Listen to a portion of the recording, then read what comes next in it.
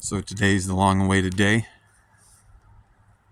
This is chop day for the big skunk. This is skunk number 1 from Dutch Passion. And she was one of the first to pop. She was also the biggest of 20 regular seeds.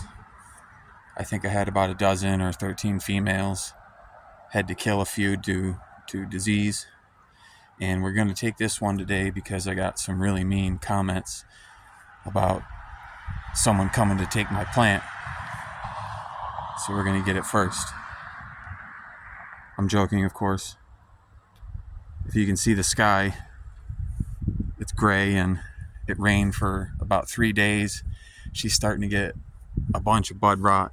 I came and chopped some of it out, but it keeps going because the humidity is just extremely high. But that's how things go around here. So we're going to chop her now.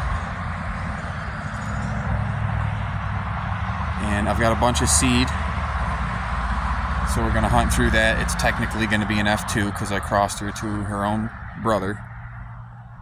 It was the best male in the tent. He was a tiny male before I flipped him, and then he filled up a whole 4x4.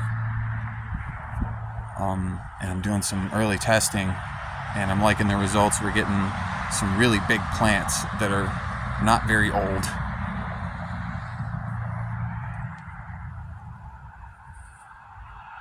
There's a whole bunch of skunk number 1 varieties, I guess you could say, from all different breeders, but this is from Dutch Passion. This one's like a sweet lemon pastry yogurt cream or something. Not so sweet, like, yeah, kind of sweet, it's there, but it's really chemical. These are really heavy buds. Not super frosty, but this is a 30-year-old variety. So that was before modern bag appeal was really a thought. This was just, it needs to grow outside, it needs to yield big, it needs to taste good, and it needs to survive. And survive she did. Look at this one. That'll give you an idea of how heavy she is. She just fell. It's just whole branch just leaning over all the way down to there. This whole girl. There's a lot of weight. And we've got a lot of bud rot to chop. But it happens when you grow big plants like this. This one was pretty healthy on the whole. Yeah, once it comes to end of flower and it gets wet, any plant's going to get bud rot. It's just part of nature.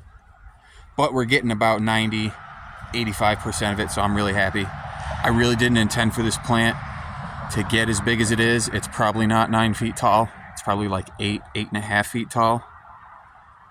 But if you go back to the earlier videos, you'll see she was just a little plant. She was only about 1.5 feet, and over the course of the summer, she just exploded. I started it inside in March or April, something like that, with all the other ones. So she did have a head start. Definitely going through these seeds again so we can just try to isolate this gigantism gene. Supposedly skunk doesn't usually get this big. I don't know. All of my skunk plants were pretty large. They were all at least like 5-6 feet tall. A couple of them were 7 or more. There's some more genotypes that you'll see. This one's really nice. It's like big, fat, chunky star buds.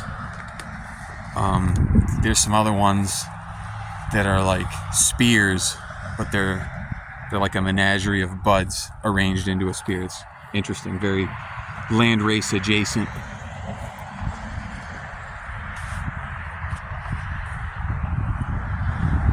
And yeah, that is the highway.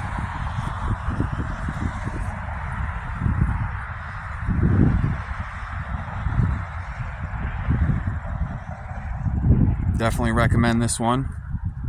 If you don't want the fruity skunk, maybe avoid it, but this is a trip down memory lane. It's really nice. I can't wait to sample it. So keep an eye out for further videos on this one.